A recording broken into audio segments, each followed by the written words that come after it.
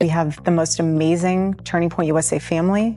They've rallied around myself, my children, and, chosen family is everything. And then, of course, we're blessed with our family. USA, since Charlie was killed, just so you guys know, this is a fact, has made more than $100 million.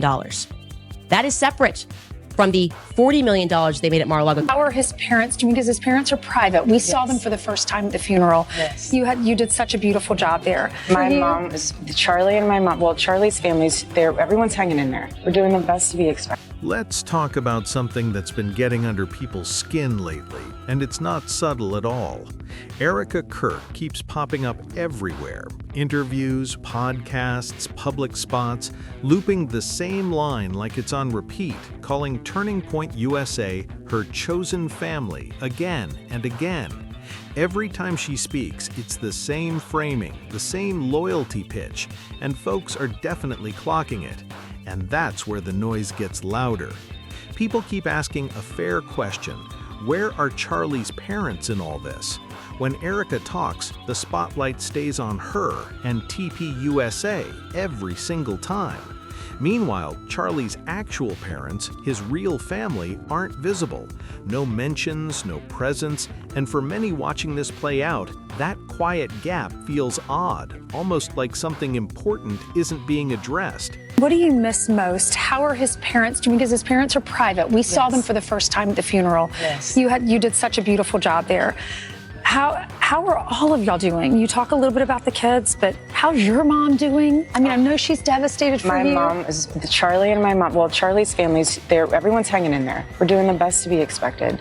My mom and Charlie, they were best friends. I would always say that Charlie was her favorite child. Oh. But the thing that was so special about our Sabbath dinners was that it wasn't about religious protocol. And it's not just random outsiders feeling that tension either. The vibe is there, and people can sense it building. According to reports making the rounds, that uncomfortable feeling isn't just online chatter, it's hitting close to home. Right now, Charlie's parents are said to be feeling that same unease themselves. Sources claim Catherine and Robert Kirk are allegedly deeply upset with how everything has unfolded, and honestly, that reaction tracks when you zoom out and look at the bigger picture. Because this isn't just about tone, phrasing, or optics anymore. The conversation has shifted straight to money, real money, and that changes everything fast. The allegation floating around is that Erika and Turning Point USA financially benefited after Charlie's death, and that's not some throwaway claim. That's exactly why so many eyes are locked in right now. The numbers people are throwing around are wild. Online discussions mention figures near $90 million, and Candace Owens has even claimed it could be higher. Some reports go further, saying TPUSA may have pulled in up to $140 million in just 3 months. 3 months! That alone has people asking some very serious questions. And here's where the pressure really stacks up. Who was running things during that window? Erika. She was leading the organization and is now the CEO.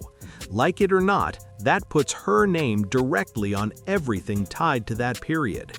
Once money enters the picture, emotions take a back seat. Silence, timing, and control suddenly matter way more. So when all this started bubbling up, people started digging hard. And when they dig into Erika's past, old details don't stay buried for long. Hey, check this out. Erika Francis, 2019, and Yair Netanyahu. Shabbat Shalom. Now let's bring it back to Charlie's parents, because this is where things get genuinely uncomfortable. Reports claim Erika has repeatedly ignored them, and at this point, people aren't calling it avoidance anymore. They're calling it straight-up disrespect. And while that's happening, what is Erika doing? She's everywhere. Interview after interview, appearance after appearance, non-stop promotion of Charlie Kirk's new book.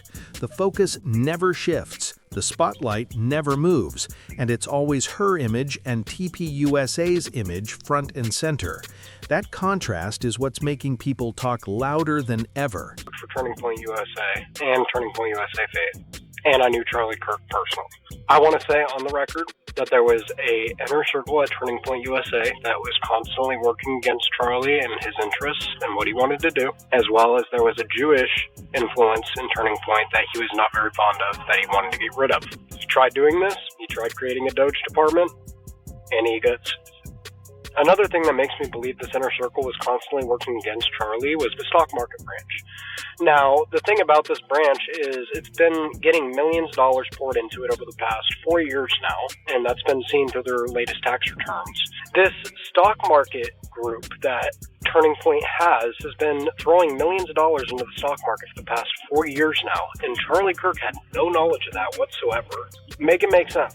That sounds like money laundering to me. It sounds like there's some pyramid scheme going on behind the scenes at Turning Point that Charlie did not know about originally. Charlie's parents went through the exact same devastating loss, the same tragedy. So people are asking the obvious questions. Where are the updates about them? How are they really holding up? And what about Charlie's sister? The silence there has been loud. Nothing for nearly 3 months. Meanwhile, the public story has been almost entirely centered on Erika, and that's exactly why criticism is now spilling out into the open.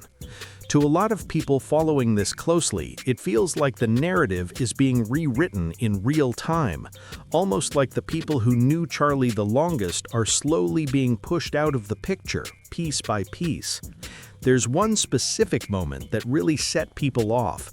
Erika recently appeared on Fox and Friends, and the host asked a direct question about Charlie's parents. They also asked about Erika's own mother, and viewers immediately noticed how she handled it. She barely acknowledged Charlie's parents. Then, without missing a beat, she smoothly pivoted the conversation straight to her mom. Fast, polished, but very noticeable. Once people caught that switch, the comments exploded. Because when moments like this keep stacking up, people stop calling it coincidence and start calling it a pattern. She even went on to say Charlie was her favorite child, and almost immediately after that, she pivoted again. That timing is exactly what's got people talking louder than ever. And how are the kids? Doing the best you could expect. God is good, and we have the most amazing Turning Point USA family. They've rallied around myself, my children, and, chosen family is everything. And then, of course, we're blessed with our family itself. But suddenly, the topic flips. She's talking about Sabbath dinners at her mother's house, family traditions, warm memories, cozy moments, and critics did not miss that shift for even a second. To a lot of people watching closely, that move felt intentional, like she was steering the conversation far away from Charlie's parents on purpose. And here's the detail that really stood out to viewers: the language. She kept saying "my," but never once said "my in-laws." She didn't say Charlie's parents are doing the best they can, and she didn't acknowledge their emotional state at all. She completely glossed over them. That word choice left a strong impression for many people. It made it seem like she doesn't speak to them, or at the very least, that there's serious distance there. And that silence, it's exactly what's making people question why she doesn't want to explain anything at all. And when you connect this to past moments, the pattern starts feeling way louder. Think back to the memorial service. Charlie's parents weren't there. This wasn't some quiet private gathering, it was a full public event with pyrotechnics, lights, and a big stage presence, a spectacle, not a low-key moment. And during that same memorial, Erika did something that genuinely stunned a lot of people. She publicly forgave the alleged shooter during her speech. But here's what she didn't do. Not once did she mention Charlie's parents, not a single acknowledgement. Let that really sink in. She felt comfortable making a public statement of forgiveness toward the person accused of taking her husband's life. But what if Charlie's parents didn't agree with that choice? What if they weren't ready for something like that? That's a heavy call to make. That decision didn't just represent her, it spoke for the entire family without their consent. And here's where it gets even more uncomfortable.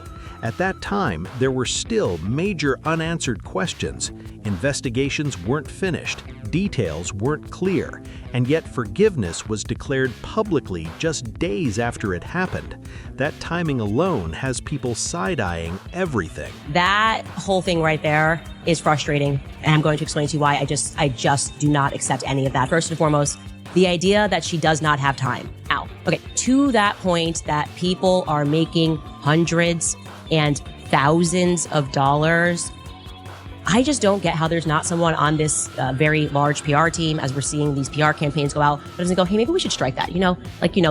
They made $40 million like 2 nights ago at Mar-a-Lago. Maybe that feels kind of a little bit like let them eat cake-ish. Oh, and we've made more than, separately from Mar-a-Lago, Turning Point USA, since Charlie was killed, just so you guys know this is a fact, has made more than $100 million.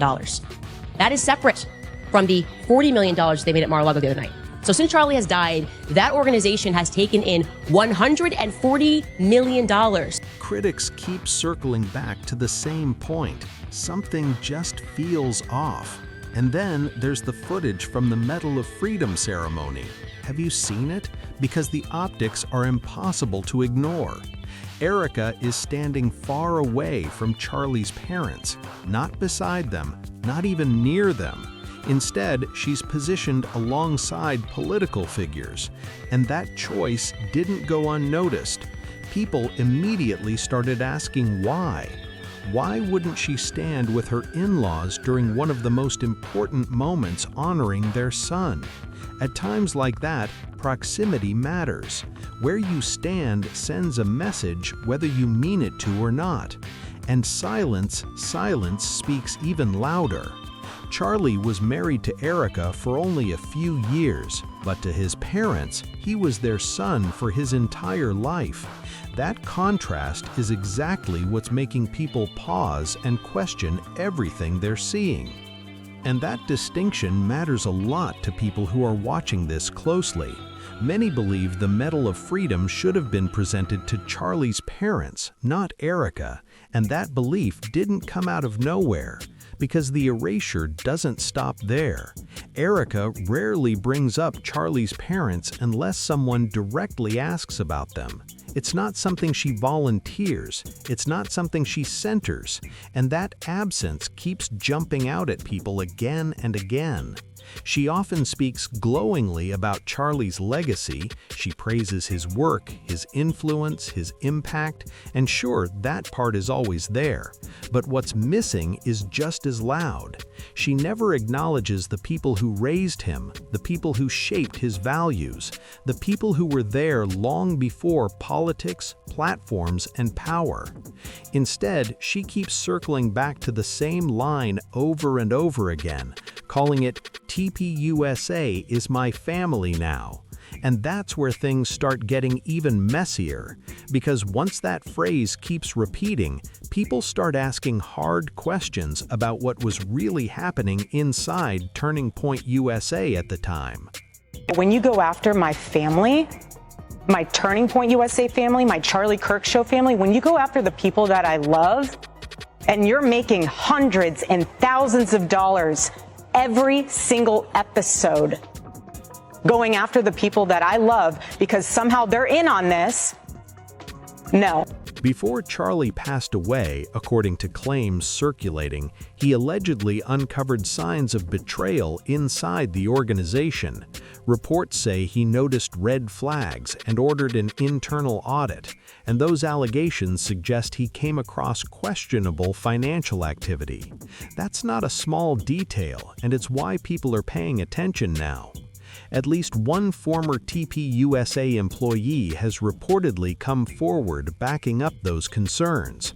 They've talked about suspicious stock market investments and claimed some insiders were working against Charlie behind the scenes. That kind of allegation changes the entire picture. Now, connect that to what's happening today, and suddenly the money conversation hits different. Because remember when Erika publicly criticized Candace Owens over her YouTube earnings? She went after Candace for making money online, calling it out loudly. To a lot of people watching this unfold, that moment feels way less random now. When money, power, and internal conflict collide like this, folks start rethinking everything they thought they understood. But at the very same time, reports claim TPUSA may have pulled in as much as $140 million in just 3 months. 3 months! And that contradiction is exactly why people are pressing harder now.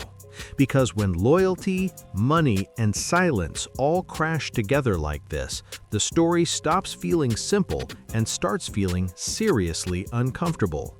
Critics aren't holding back either. They're straight up calling it textbook hypocrisy. And Candace Owens didn't stay quiet.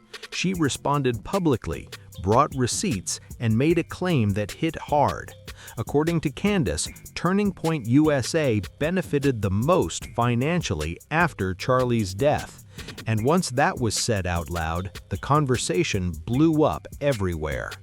But even as those claims spread, Erika keeps repeating the same phrase like armor. TPUSA is my family, over and over again. Critics argue that wording isn't accidental at all.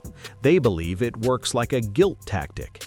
Because if TPUSA is family, then anyone questioning the organization suddenly looks heartless, right? Like they're attacking a grieving widow instead of raising legitimate questions. Candace Owens directly called this strategy out. She pointed to the contradiction, plain and simple.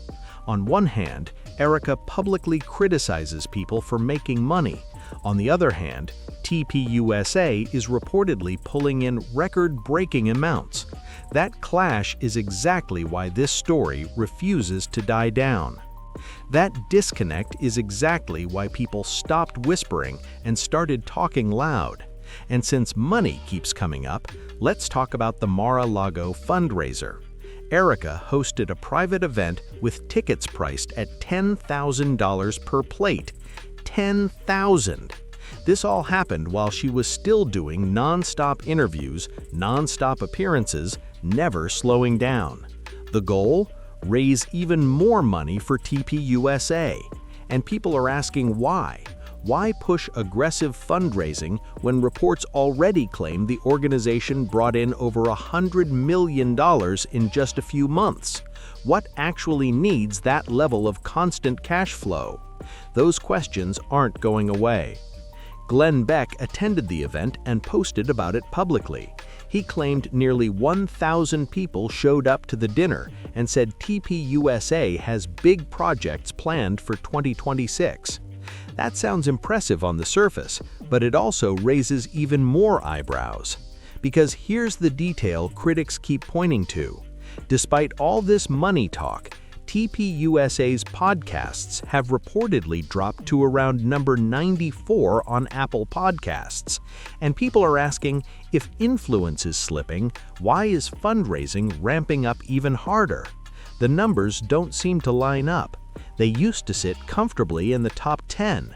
Now they're sliding fast. And to many watching this unfold in real time, it feels like public trust isn't slowly fading, it's collapsing quickly. So when you zoom out and look at the bigger picture, the questions go way deeper than grief or complicated family dynamics. Why is Erika pushing this narrative so aggressively? Why does she appear laser-focused on controlling the story instead of addressing the unanswered questions surrounding the assassination itself? Is this really about grief, or is it about money and control?